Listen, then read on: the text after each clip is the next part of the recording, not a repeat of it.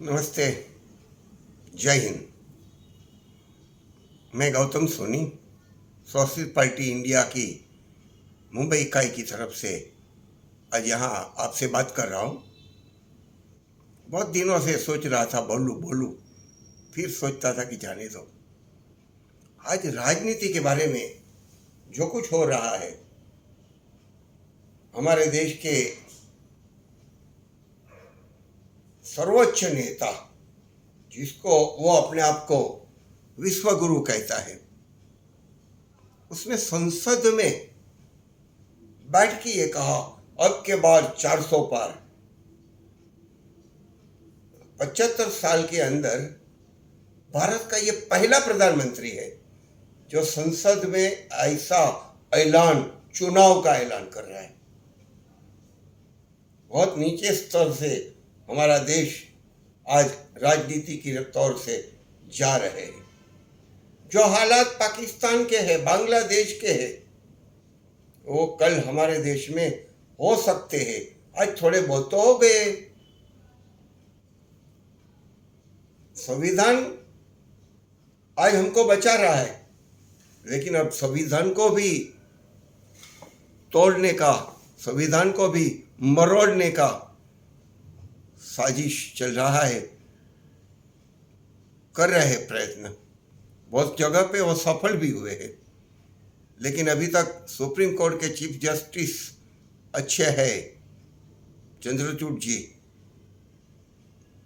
निडर है, निष्पक्ष है और कोई बात पे समझदार भी है, प्रामाणिक भी है, चारित्रवान है, इसलिए वो डरते नहीं हैं।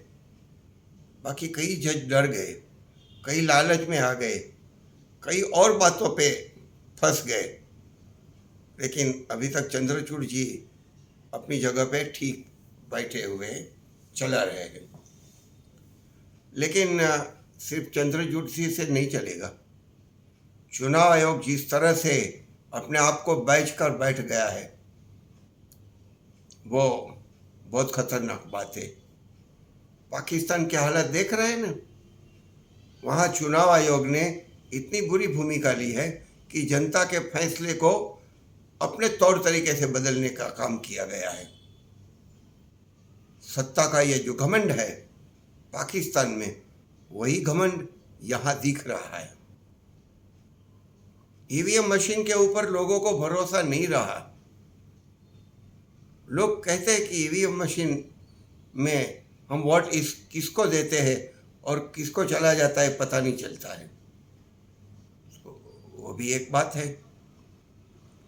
लेकिन मैं ईवीएम के बारे में ज़्यादा बात नहीं करूँगा, क्योंकि वो एक टेक्निकल बात है और मैं उस टेक्निकल बात में कुछ जानता नहीं हूँ, इसलिए उसकी बात नहीं करूँगा। सिर्फ इतना ही है कि लोगों को शंका है और वो शंका वाजिब भी है, ठीक है। अब रही बात यहाँ हमारे राजनीति की, देश का ये पहला प्रधानमंत्री है जिसने आज तक कभी भी कोई भी खुली प्रेस कॉन्फ्रेंस दुनिया में कहीं नहीं की है। सिर्फ भारत में ही नहीं, बाहर दुनिया में भी। इतना डरपोक प्रधानमंत्री मैं पहली बार देख रहा हूँ। आप भी पहली बार देखते होंगे, जो मेरे जैसे बुजुर्ग है वो। और वो बहुत खतरनाक बात है, बहुत बुरी बात है देश के लिए, लोकतंत्र के लिए। वो चिल्ला रहे 370वीं कलम रद्द कर दी। हालात क्या है कश्मीर के, बताइए ना आप। 370 रद्द करने के बाद कश्मीर के हालात क्या है? लद्दाख के लोग आज आंदोलन कर रहे हैं, उसका आपके पास जवाब नहीं है। वहाँ मणिपुर, मेघालय, नागालैंड, त्रिपुरा, ये सब राज्यों में तहलका मचा हुआ है। आर्मी को बिठाया गया है और आर्मी के बलबूते पर वहाँ राज चल रहा है। आजू बाजू के देशों के साथ भी हमारे रिश्ते बिगड़ गए। श्रीलंका ने एक पोर्ट चीन को दे दिया। म्यांमार आज हमारे खिलाफ खड़ा हो गया है। मालदीव चीन की गोद में जाकर बैठा है। नेपाल से भी अच्छे रिश्ते नहीं हैं। जो आज बुरे हाल है, उससे मुझे लग रहा है कि हमारा देश बहुत गहरी खाई में डूबा जा रहा है। अगर अर्थतंत्र की बात करें तो आर्थिक बाबतों में भी महंगाई बहुत बढ़ी हुई है, बेरोजगारी बढ़ी हुई है, जीडीपी गिरा हुआ है और साथ ही साथ हम अब्जों रुपये के, खरबों रुपये के कर्ज में डूबे हुए हैं। हमारे देश के नेताओं ने, सरकारों ने 70 साल में जो कुछ पीएसयू तैयार किए हुए थे, पब्लिक यूनिट्स, एलआईसी या ऐसे बहुत, सब अभी बेचे जा रहे हैं। पोर्ट बेचा जा रहा है, मित्रों को बेच रहे हैं, एयरपोर्ट बेचे जा रहे हैं, रास्ते बेचे जा रहे हैं, रेलवे बेचे जा रही है। और वो सब बेचने के बाद भी हम लोगों को, जनता को कोई आधार नहीं मिल रहा। कोई नहीं, कुछ नहीं। हाँ, सिर्फ और सिर्फ मित्रों का नाम बड़ा हो रहा है। दुनिया में सबसे बड़े धनवान हमारे देश के, उनके मित्र कमा रहे हैं। 10 साल में ऐसे सैकड़ों धनपति भारत छोड़ के, यहाँ की बैंकों के पैसे डुबा के विदेश में चले गए।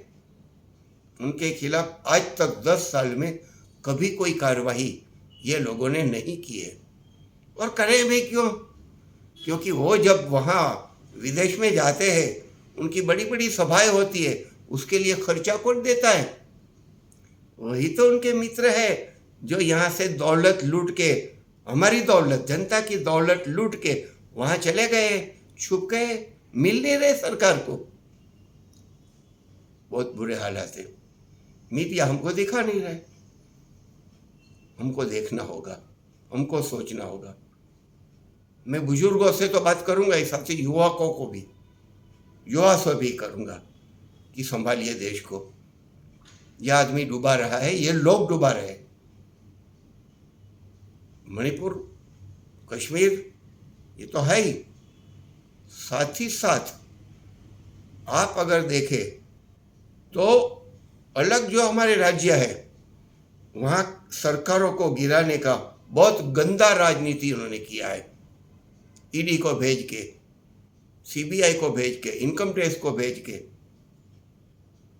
और वो भ्रष्टाचारियों को पकड़ के उनकी मिल्कियत जब्त करके उनको वो पक्ष से अपने पार्टी के पल्ले में लेके फिर उनको सरकार बनाने का मौका, उनको मुख्यमंत्री बनाने का अवसर दिया जा रहा है, मंत्री पद दिए जा रहे हैं।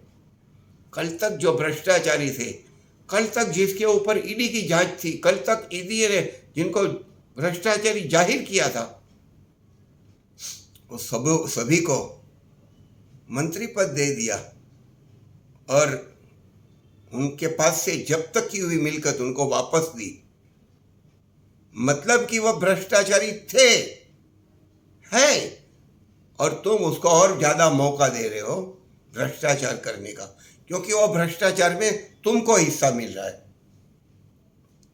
सोचना होगा, युवाओं ने सोचना होगा, जनता ने सोचना होगा कि अगर इस तरह से इस देश को हम चलाने के लिए उनको छूट देंगे तो ये देश बहुत बुरी तरह से बर्बाद होके रहेगा।